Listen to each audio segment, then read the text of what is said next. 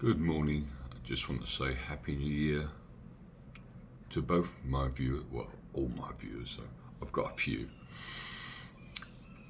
So I just want to do a bit of a review of the year, and it's been my first ever year of retirement, and what a fantastic year it's been. It's just travelling. There've been there've been lots of highlights, few lowlights. But it's mostly been really, really good. I've had experiences that I never thought I'd have this year, and I'm really looking forward to next year as well to do more travelling. Things have been good, but I just want to make this not as don't want to go into too much detail. I want to make this like a New Year's honours list. Let's say that. I've written a few notes here. So about this time last year, I was just packing. I think I left on the 4th of January to leave for Manila, and today is the 3rd of January. So maybe it's a little bit late to do these sort of things, but it's nice to reflect back anyway. So I got a bit of a culture. I sort of knew what to expect in Manila, but I got a bit of a culture shock there. I stayed in a hotel, pretty well in the centre, and all I'm telling you here, you can go back to all my videos if you want to, but I'm just giving a review of the whole thing. So Manila is a bit of a culture shock. Stayed there for a week, and then I went to Tagaytay, met a friend of mine, Sophia, and really enjoyed it there. But the trouble is with travelling like this, it's usually 3 nights that I was staying in a place, so 3 nights hasn't really given me enough time to judge a place, and so I can't really be the judge of any place. After that time, you need a bit more time than that. But I think I knew all the time that I was eventually heading to Cebu here, where I am here. I'm speaking from my condo in IT Park, Cebu City, Philippines. It's the second city in the Philippines. So anyway, back to this. Then I went to Batangas, which is on the coast south of Manila, and I loved it there because not many people stay there. It's a town where most people just get the ferry over to wherever because it's a big ferry port. Enjoyed it there, and then there's my notes. I went to Boracay. Boracay, I really needed a beach at that stage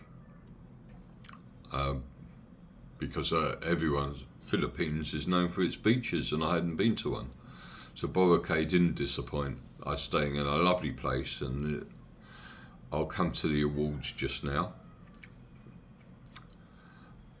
It was the main beach was fabulous, but it was very commercialised. Everything that comes with being fabulous, getting hassled all the time for tours. Anyway, after there, I went to Rojas City, got a ferry down to there. I like that. They had a nice beach area, Bay Beach. The water wasn't the best, but it was an interesting city. It's a bit too small for me to actually be able to live there. And I think after that I went to Iloilo, and I think Iloilo, out of all the places that I went through for a few days, Iloilo was the best option. It had modern amenities in the centre of the town. It had a lovely riverway. I enjoyed it. It was lovely people. There was a festival there when I got there. We went to Dumagetti. You can't.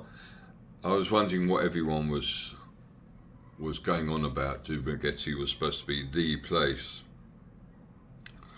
so I didn't think it was that great. But it was. I'm trying to look at where I am. I can't find where I am.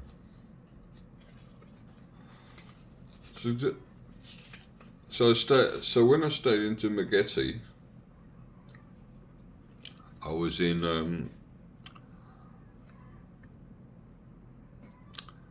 the town for 3 days, and then I went to a resort that I just saw. I just went there on a day trip, and I thought, oh, this is a nice place to stay. Stayed there another 3 days. Got the ferry over to Cebu Island. Went to a few places in Cebu or Boal. That was impressive. The diving there was fantastic. That was the only time I've ever seen a turtle. I've seen a couple of turtles, but not close up like that, and not on my own. And travel, and then eventually made it to Cebu City, which will come on my list as for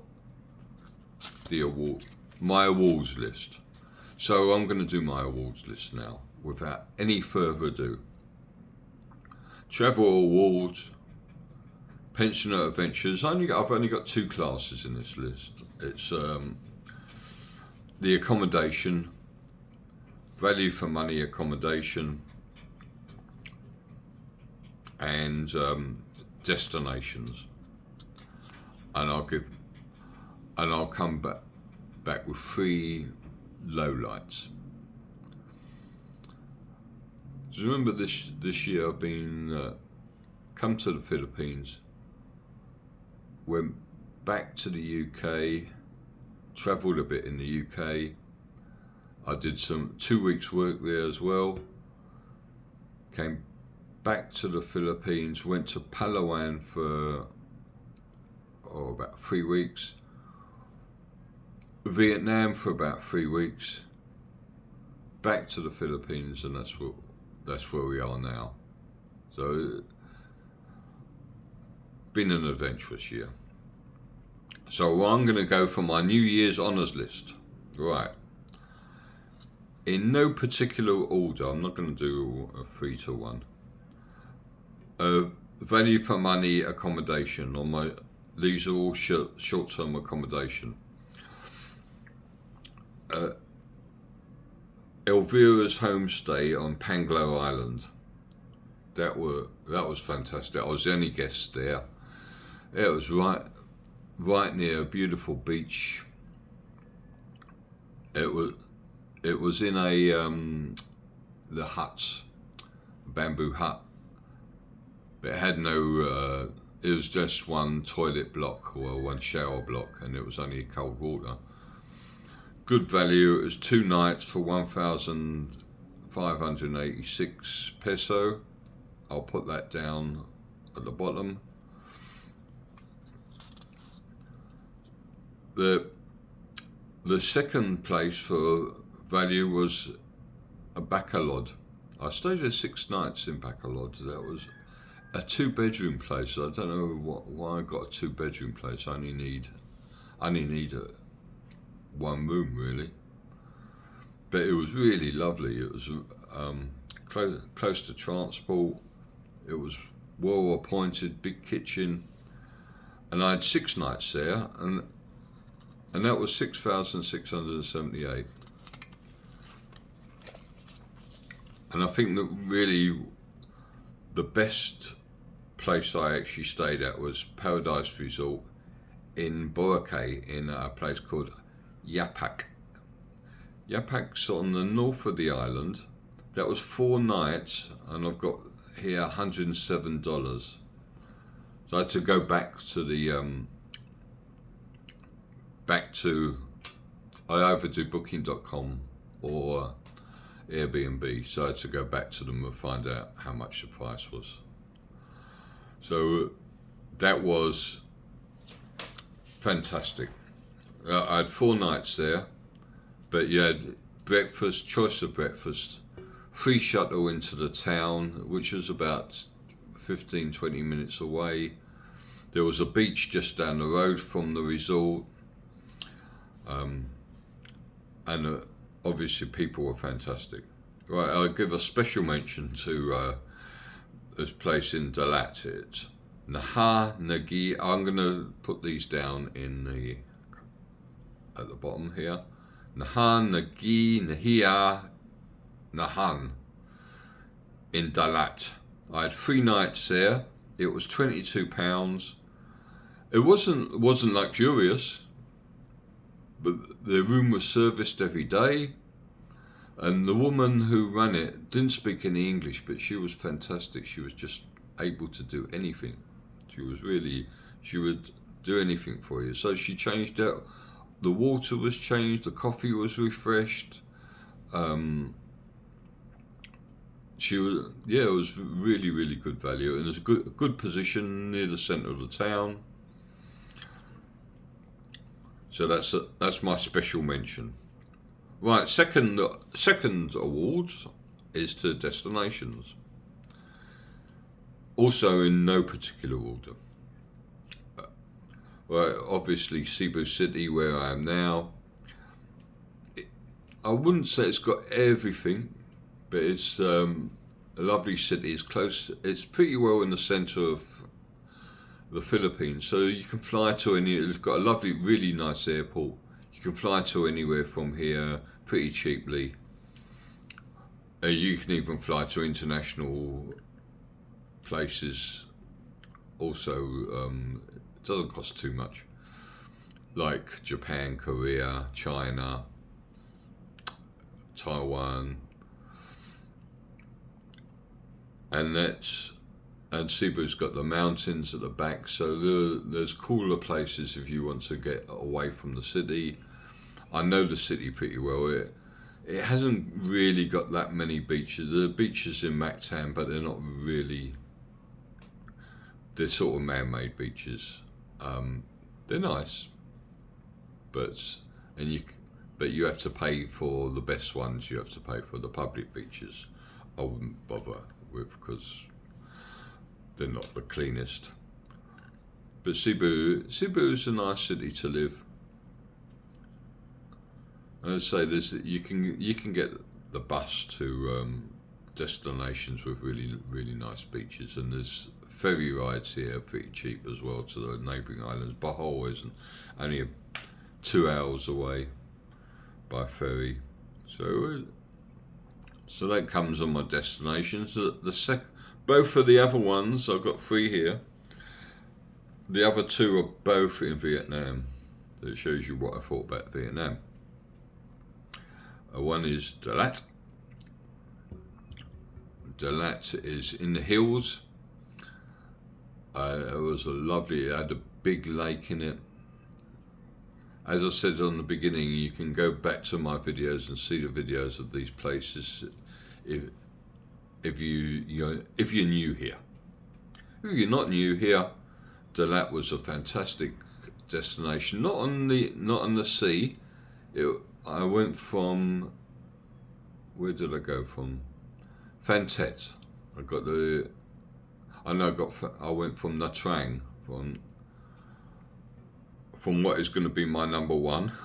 I'm giving it away now. I got a bus from Nha Trang to Dalat. So Dalat's in the hills, and it's cooler than anywhere that I've stayed in both Philippines and Vietnam. But it wasn't cold. It was really, really nice weather there. Lovely for walking, and you can do hiking there. Also nice gardens. A beautiful lake that covered a big area. You could walk around the lake, and it really got a good feeling there as well. Number 1 on the list has to go to Nha Trang. Nha Trang is a city right on the beach, beautiful sand beaches. And obviously I haven't been to Da Nang yet, and I hope to do that this year. But I should think it's fairly similar. It looks like Da Nang is a bigger place. But it was a really lovely gardens by the beach. You could walk there, and it's a big beachfront. You could just walk for a long, long way. Lots of attractions close to that. The Vin Wonders was amazing theme park close to there. Cheap, very cheap to live. Food was really good. People not as friendly as here, but go to my thoughts on Vietnam compared to Philippines to get that. And that's my 3 best places, but there's been some really nice highlights, and if you want to know a little bit more about some of the places I've been to, please don't forget to message me. Right, the lowlights. I think the worst lowlight was getting the visa to Vietnam, trying to get that visa on the last minute, but the lowlight was my fault. But the entry into Vietnam wasn't the most pleasant.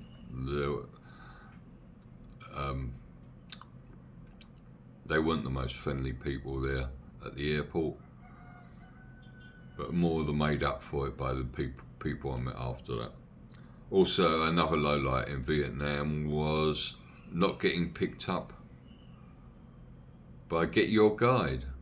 I arranged a day trip, and I stood at the side of the road at the time and place that I was supposed to be picked up, and Get Your Guide did not turn up. Eventually, I did get my money back, and I did sort of get an apology. I don't know what happened. They went off and they offered to take me and catch up with the tour by motorbike, but I'm not the greatest motorbike person, so I declined the offer. I did a 3-day explorer trip, which is also in some of the videos. That was a highlight and a lowlight, really. It was from Coron to El Nido, by north of Palawan Island. Probably shouldn't have gone on it because of my age. It was really exhausting. Met some great people, had some great experiences, but you can go from one palm fringed beach to the other, and it still was. It was lots of swimming, lots of getting up this ladder to the boats and eating. It was a lot of stuff, doing a lot of stuff. But I think I said in my video on that one, it was like going on a Club 1830 holiday and being a grandpa. So, it was fun and it wasn't fun, but I needed a good couple of days to recover from it. Another low light, and one I had to do, and another low light and highlight, is when I was in the UK getting rid of some of my possession, all the stuff that I've had for a long time. I am a bit of a hoarder, not like the biggest hoarder, but I needed to get rid of a lot of things, and it was sort of heartbreaking to do it, but then it gives you you've got your freedom when you've got rid of the stuff. You've got that freedom of not hanging on to the stuff, and they're only things or only possessions. And really, I've really found out that experiences are much more valuable to me than possessions.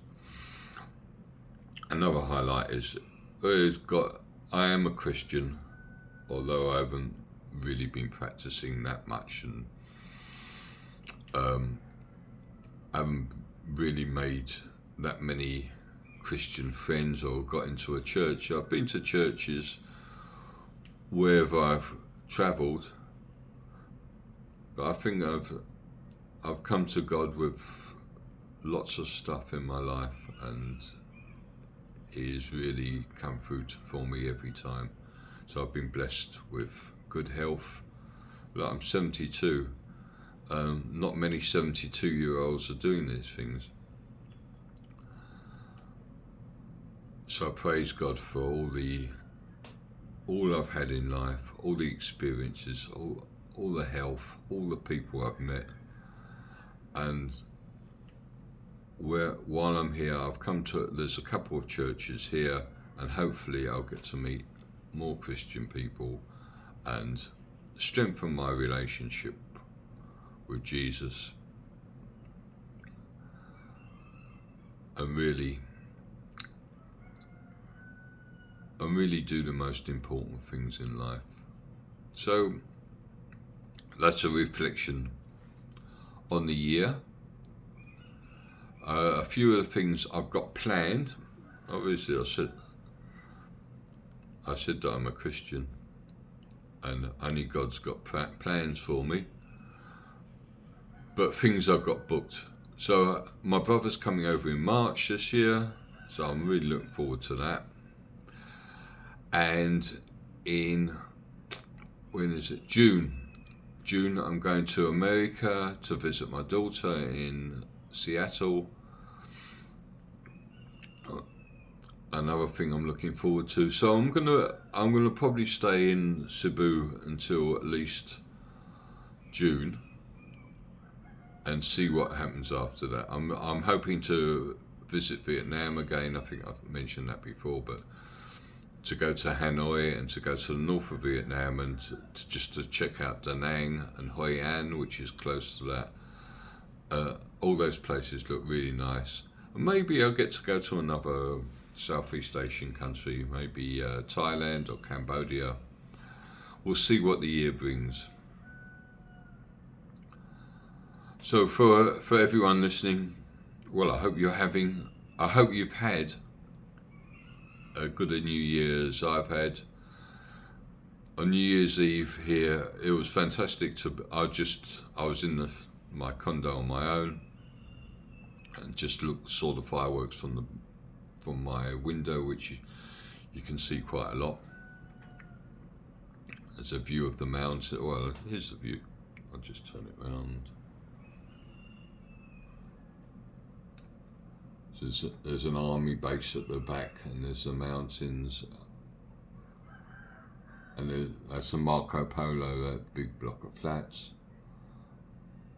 So there was a lot of people letting off fireworks. And before they came here, I had a drink with a couple. There's some expats who hang around a bar called, it's not a bar, it's a restaurant called Steak Shack, and they're there every night. So there was a few of them still there. Some of them had gone to New Year's Eve celebrations, but I had a drink or two with them there. And then I came back, and I enjoyed watching the fireworks. I'm not a big one for New Year, not a big one for Christmas either. I enjoy it when it all goes back to normal, and just get a normal life. So I wish you all, I've done it before, I wish you all a very good 2025, and I pray that you'll have a fantastic year. And I also pray that you can watch some of my videos, and maybe I'll improve the channel. I'm thinking of improving it a little bit, getting a microphone, getting a few more tweaks on it. So for now, I wish you goodbye.